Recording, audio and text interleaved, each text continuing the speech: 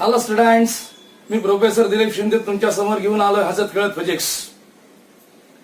बर, तर आपण युनिट्स आणि मेजरमेंट्स हा चॅप्टर चालू केलेला होता. आजचे लेक्चर नंबर 2. तर लास्ट लेक्चरला आपण बघितलं फंडामेंटल क्वांटिटीज काय असतात, डिराइव्ड क्वांटिटी काय असतात. तर फंडामेंटल क्वांटिटीज म्हणजे ज्या क्वांटिटी इतर कोणत्याही क्वांटिटीजवर त्यांच्या मेजरमेंटसाठी डिपेंड नसतात त्यांना आपण काय म्हटलं, फंडामेंटल क्वांटिटीज. आणि डिराइव्ड क्वांटिटीज म्हणजे अशा क्वांटिटीज ज्या त्यांच्या मेजरमेंटसाठी एक किंवा एकापेक्षा अधिक फंडामेंटल क्वांटिटीजवर डिपेंडेंट असतात. अशांना आपण काय म्हटलं, derived quantity. Okay, fundamental quantities. आणि त्याच्यानंतर हे जे काही आपण युनिट्स बघितलं, युनिट म्हणजे काय, the reference standard selected for the measurement of given physical quantities. Okay, त्याला म्हटलं आपण युनिट. मग सिस्टम ऑफ युनिट्स आपण 4 प्रकारचे बघितलेले. कोणते, एमकेएस, सीजीएस, एफव्हीएस आणि एसआय सिस्टीम. बर, तर मग आता आपण एसआय सिस्टीम बद्दल इन डिटेल बघूया. एसआय सिस्टीम म्हणजे काय, international system of units. This SI system consist of 7 fundamental quantities, 2 supplementary quantities along with number of derived quantities. Okay, म्हणजे 7 फंडामेंटल क्वांटिटीज असतात, 2 सप्लिमेंटरी क्वांटिटीज आणि अनेक अशा डिराइव्ड क्वांटिटीज या एसआय सिस्टीम मध्ये इन्क्लूड केलेल्या आहेत. ओके, बर, तर मग या 7 फंडामेंटल क्वांटिटीज कोणत्या आहेत बरं? Length, mass, time, temperature, electric current, amount of substance, luminous intensity. या तुमच्या लर्नच झाल्या पाहिजे. लेंथ, मास, टाइम तर तुम्हाला माहिती आहे. त्याच्या जोडीला कोण आहे, टेम्परेचर आहे. टेम्परेचर नंतर electric current, amount of substance आणि ल्युमिनस इंटेन्सिटी. या 7 फंडामेंटल क्वांटिटीज. त्याचबरोबर 2 सप्लिमेंटरी क्वांटिटीज. कोणत्या कोणत्या 2 सप्लिमेंटरी क्वांटिटीज बरं? एक आहे प्लेन अँगल आणि दुसरा आहे सॉलिड अँगल. ओके, बर, मग हे जे काही 7 फंडामेंटल क्वांटिटीज आहेत त्यांचे फुल नेम ऑफ युनिट कसे लिहिले जातात, त्यांचे सिम्बॉल्स कसे मेन्शन केले जातात बघा, त्याच्याबद्दल आपण लिहूया. लेंथ एसआय युनिट काय, मीटर. फुल नेम आपण कसं लिहिणार आहे, मीटर. ओके, त्याच्यानंतर mass full name kilogram. Okay, त्याच्यानंतर टाइम सेकंड. ओके, टेम्परेचर सांगा बरं, kelvin. Electric current, ampere. Okay, त्याच्यानंतर amount of substance, mole, MOLE. आणि ल्युमिनस इंटेन्सिटी, कॅन्डेला. ओके, त्याच्यानंतर सप्लिमेंटरी क्वांटिटीज मध्ये प्लेन अँगल आणि सॉलिड अँगल.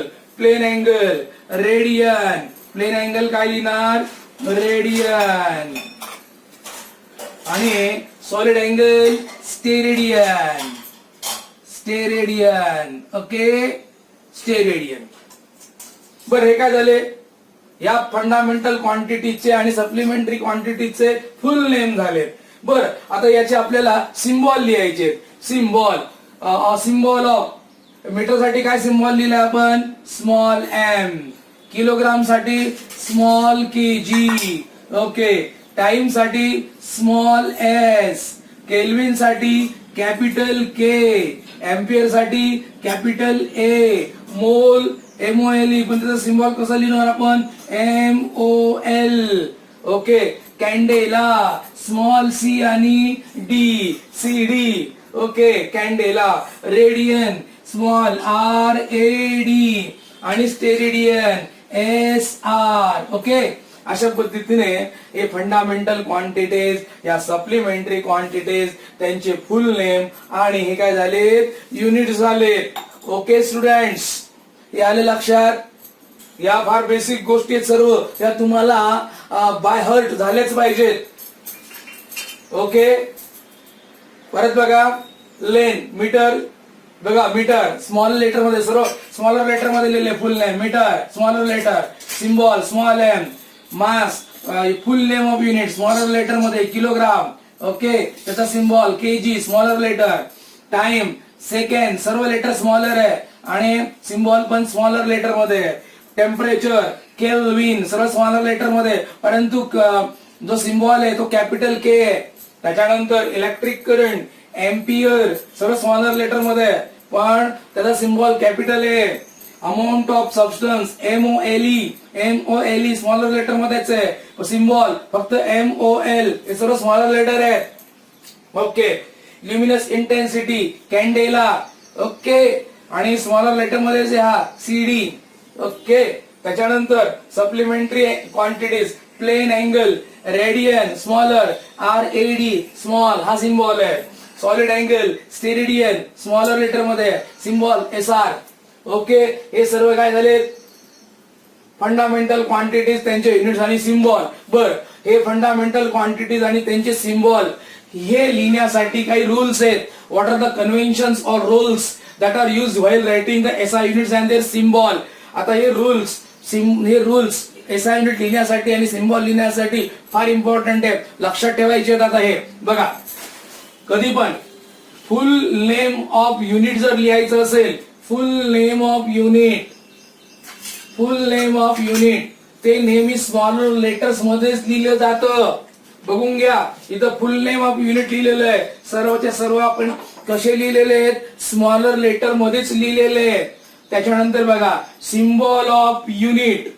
आता आपण हा युनिटचा सिम्बॉल जर कधी तो सायंटिस्टच्या नावावर असेल एखादं युनिट जर कधी सायंटिस्टच्या नावाने लिहिलं गेलेलं असेल तर ते युनिटचा सिम्बॉल नेहमी कॅपिटल लेटर मध्येच दाखवतात. बघा केल्विन हे after the name of scientist आहे. म्हणजे केल्विन हे सायंटिस्टचं नाव आहे म्हणून त्याचा सिम्बॉल कसा आला कॅपिटल. कसा हा आला कॅपिटल. येते का लक्षात कॅपिटल. ओके. अजून एक एक्झाम्पल बघा एम्पियर सुद्धा हे सायंटिस्टच नाव आहे म्हणून त्याचा सिम्बॉल कसा आला बघा बरं कॅपिटल. येते लक्षात. गॉट दिस. बर आता जर कधी युनिटचं नाव सायंटिस्टच्या नावाने मेन्शन केले नसेल if the name of unit is not after the name of scientist मग तो सिम्बॉल जो आहे तो स्मॉलर लेटर मध्येच लिहिला जातो. आता बघा मीटर हे काही सायंटिस्टचं नाव नाहीये म्हणून सिम्बॉल कसा आहे त्याचा स्मॉल M आहे. किलोग्राम हे सुद्धा सायंटिस्टचं नाव नाहीये. K आणि G याचा सिम्बॉल कसा आहे स्मॉलर आहे. तर सेकंड. ओके. म्हणजे बघा हे सर्व जर कधी तुम्ही बघितलं हे बघा मीटर केजी सेकंड हे काय स्मॉलर लेटर आहे.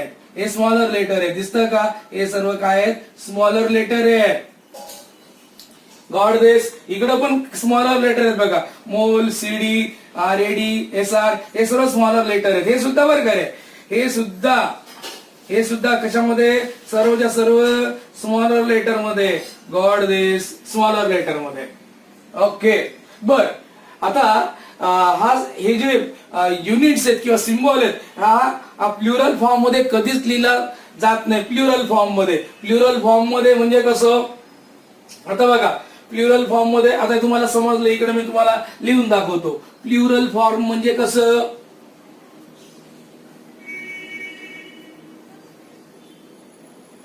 बर आता प्लुरल फॉर्म बघा. प्लुरल फॉर्म म्हणजे सपोज आपण असं लिहिलं 100 न्यूटन्स हा काय झाला प्लुरल फॉर्म झाला. पण हा काय प्लुरल फॉर्म इट इज हे कसं इनकरेक्ट आहे. ओके. इनकरेक्ट आहे. कधीही प्लुरल फॉर्म मध्ये लिहिलं जात नाही. मीन्स युनिट किंवा त्याचा सिम्बॉल हा प्लुरल फॉर्म मध्ये लिहिला जात नाही. मग करेक्ट काय बरं फक्त 100 न्यूटन लिहा आहे की नाही. हे करेक्ट आहे. का करेक्ट आहे माहितीये का अरे सिंग्युलर फॉर्म मध्ये लिहिलेलं आहे तुम्ही. म्हणजे हा जो न्यूटन आहे हा न्यूटन याला ES असा कधीच लावायचा नाही. 100 न्यूटन. गॉड दिस 100 न्यूटन करेक्ट आहे. बर त्याच्यानंतर कुठलाही पंक्च्युएशन मार्क युनिट नंतर दिला जात नाही. No any punctuation mark is given after the unit. म्हणजे असं होत नाही असं करायचं नाही कधी पण. सपोज हे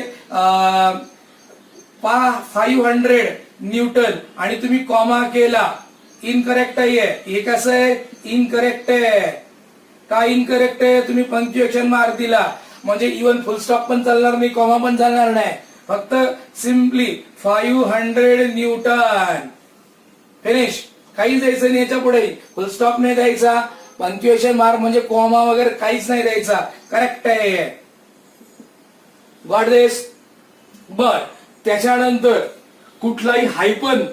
बर, जर प्रोडक्ट ऑफ युनिट असतील, प्रोडक्ट ऑफ युनिट, तर 2 युनिट मध्ये एक तर हायपन किंवा स्पेस टाकायचा आहे. आता बघा, आता कशा पद्धतीने स्पेस किंवा हायपन टाकायचं आहे बघा. म्हणजे स्पेस और हायपन टाकायचा आहे. सपोज आता तुम्हाला माहितीये, जर कधी आपण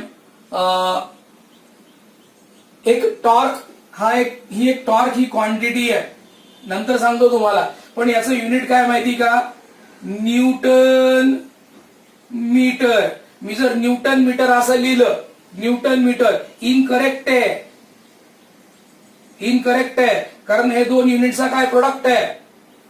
okay, for the product of 2 unit, product of 2 units, 2 युनिटचं जर प्रोडक्ट असेल, हा काय न्यूटन, हा काय मीटर आहे, या दोघांचं प्रोडक्ट आहे, तर हे इनकरेक्ट आहे, इट इज रॉंग. मग कसं लिहिलं पाहिजे, एक तर हायपन द्या, न्यूटन याला म्हणतात हायपन, ओके, करेक्ट आहे, किंवा स्पेस सोडा, न्यूटन छोटी स्पेस सोडली, मीटर हे करेक्ट आहे.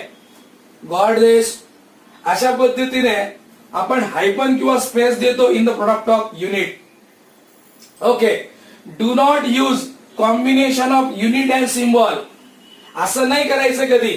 एखादं प्रोडक्ट लिहितोय आपण, आता हेच प्रोडक्ट लिहितोय आपण टॉर्कच, कुणी असं लिहिलं न्यूटन.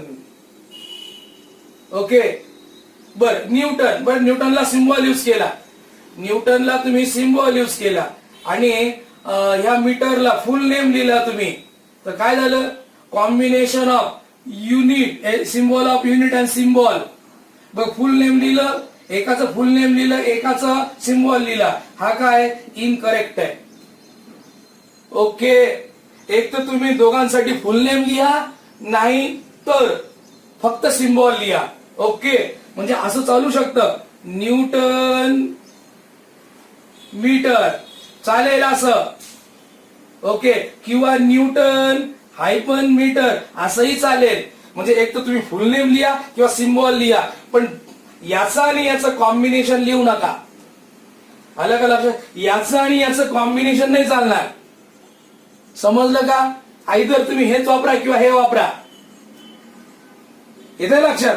त्याच्यानंतर सिम्बॉल्स, म्हणजे प्रेफिक्स सिम्बॉल यूज केले जातात बिफोर सिम्बॉल ऑफ युनिट. बघा, prefix symbol is used before symbol of unit. आता प्रेफिक्स काय प्रकार आहे ते तुम्हाला सांगतो, आणि हा फार इम्पॉर्टंट आहे बरं का प्रेफिक्स. आता प्रेफिक्स किती इम्पॉर्टंट आहे बघा. आता मी काय प्रेफिक्स लिहितो,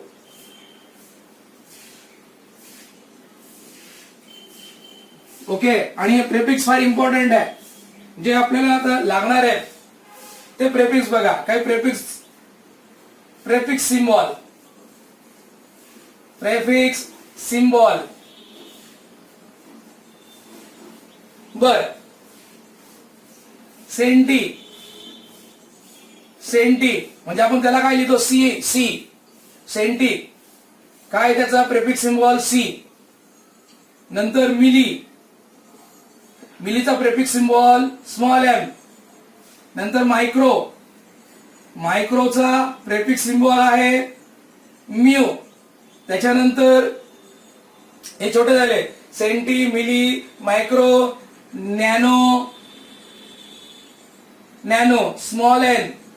ओके, म्हणजे जर कधी हे यांचे अर्थ जर बघितला, यांचा अर्थ, सेंटी म्हणजे 10⁻², मिली म्हणजे 10⁻³ मायक्रो म्हणजे 10⁻⁶, नॅनो म्हणजे 10⁻⁹. हे प्रेफिक्स सिम्बॉल आहे.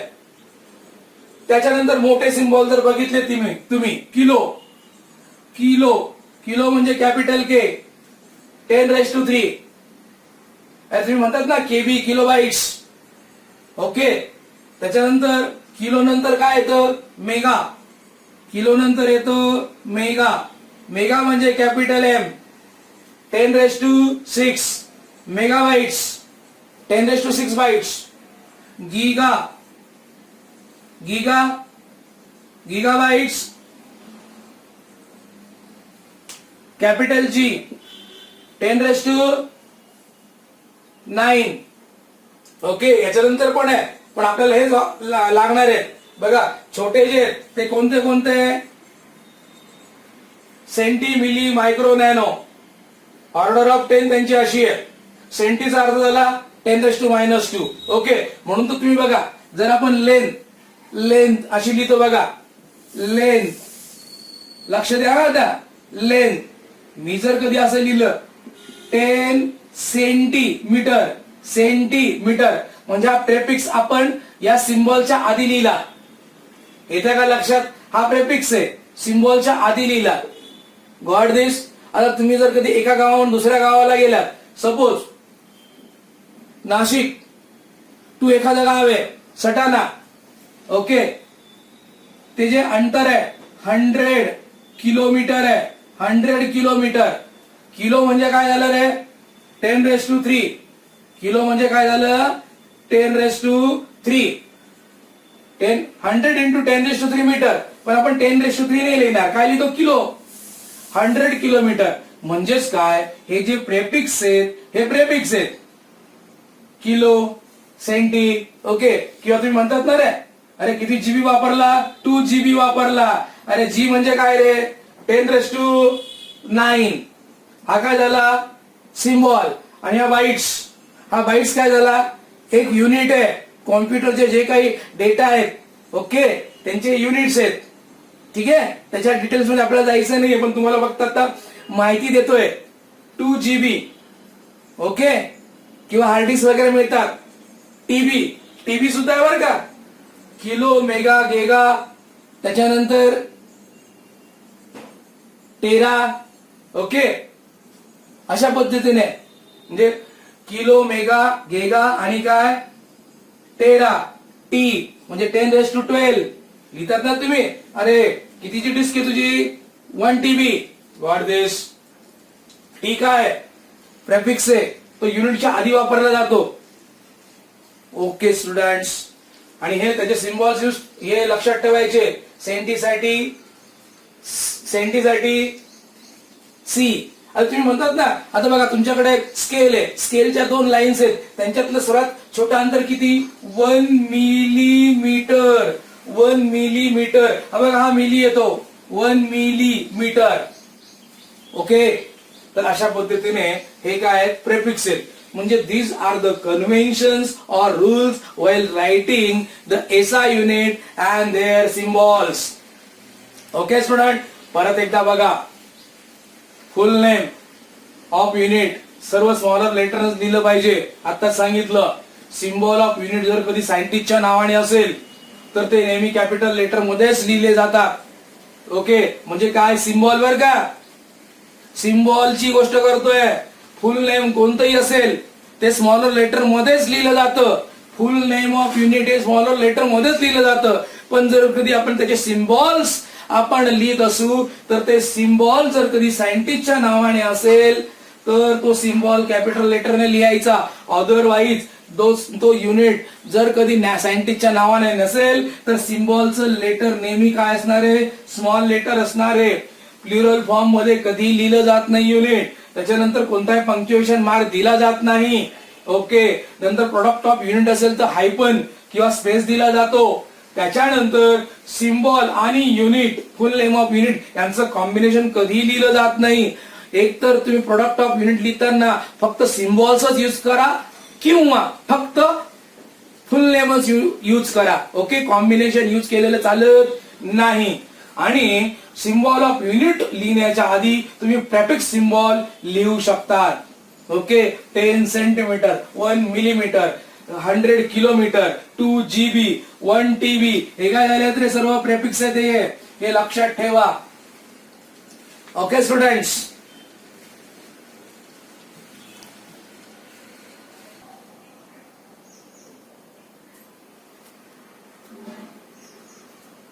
हा ओके. आता बघा प्लेन अँगल. बरं प्लेन अँगल काय असतो बरं? आता बघा प्लेन अँगल, आता सपोज हा एक सर्कल आहे, हा सर्कल आहे. ओके, सपोज मी सर्कलची बघा हा सेंटर आहे त्याचा, मी काय केलं, हा एवढा भाग जो आहे सर्कलचा काढून टाकला. ओके, हा एवढा भाग मी काढून टाकला. बर, म्हणजे ही काय झाली रेडियस. ओके, आणि हा काय झाला आर्क. ओके, ही जी आर्क सपोज या आर्कची जी काय लेंथ आहे, आर्कची लेंथ तिला मी एस म्हटलं, आणि हा जो अँगल आहे हा angle arc length upon radius, arc length upon radius, याला काय म्हणतात plane angle. Okay, plane angle it is the ratio of an arc ratio of an arc of circle to its radius. Okay, it is the ratio of an arc of circle to its radius. म्हणजे हा जो plane angle आहे theta, ही काय असणार आहे arc length upon काय लिहू मी रेडियस. ओके, म्हणजे theta is equals to S upon R, हा फॉर्म्युला झाला. आणि याचं एसआय युनिट तुम्हाला माहिती आहे काय बरं? एसआय युनिट याचं रेडियन. सिम्बॉल कसा लिहितो आपण? RAD ने, plane angle. Okay, it is the ratio of an arc of circle to its radius. Okay, बर सपोज त्यांनी विचारलं की सर्कल किती प्लेन अँगल सबटेंड करेल? अँगल सबटेंडेड बाय सर्कल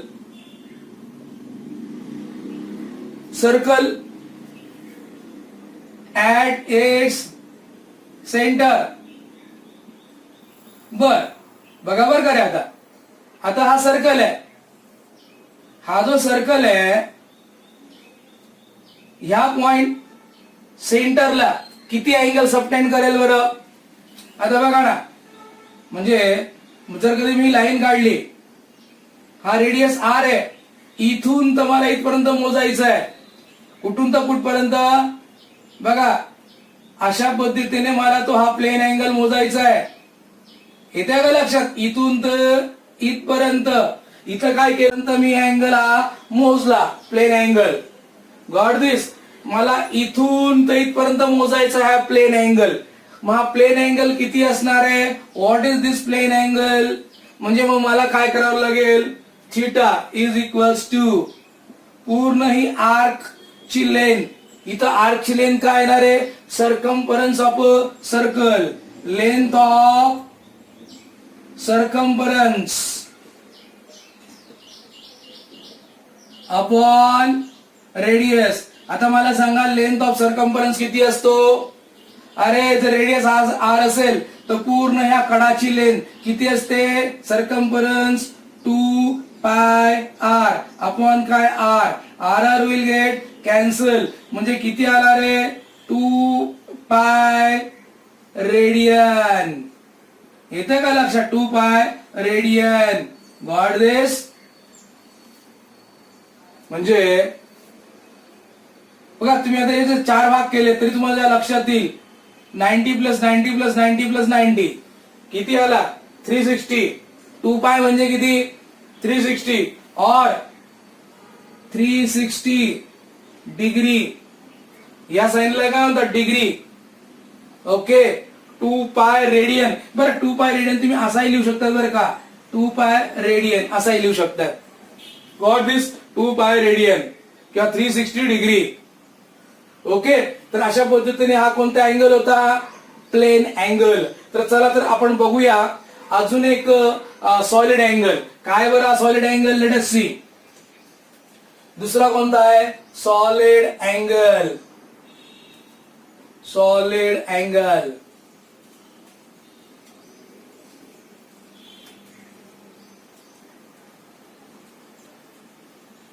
बघा दुसरी क्वांटिटी कोणती आहे सप्लिमेंटरी? Solid angle. बरं आधी सॉलिड अँगल आहे, कसं डिनोट केलं जातं? ओमेगा किंवा छोटा सॉलिड अँगल असेल तर डी ओमेगा, ओमेगा किंवा डी ओमेगाने. ओके बर.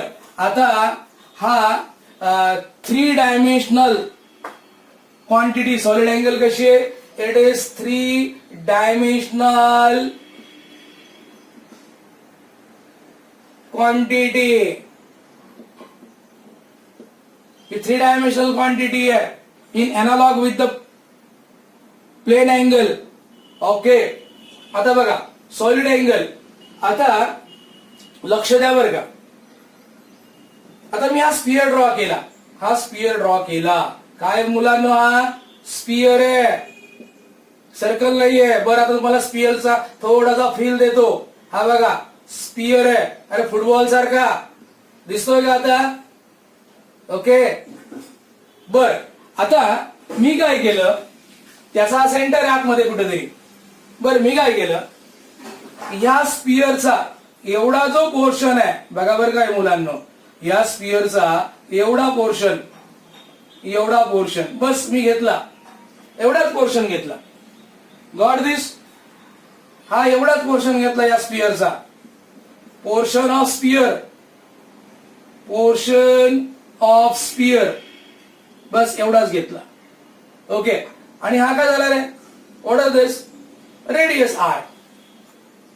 ओके मग हा जो पोर्शन ऑफ स्पियर आहे या सेंटरला किती सॉलिड अँगल सबटेंड करतो तो मला असा 3 डायमेन्शन मध्ये मेजर करावा लागेल. म्हणजे कशा पद्धतीने? या अशा पद्धतीने तो 3 डायमेन्शनल मध्ये मेजर करावा लागेल. तो मी ओमेगाने दाखवेल. ओके हा काय झाला? Solid angle.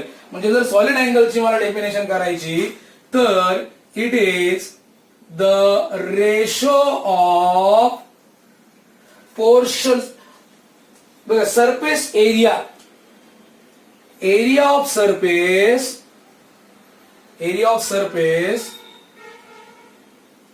Of portion of sphere.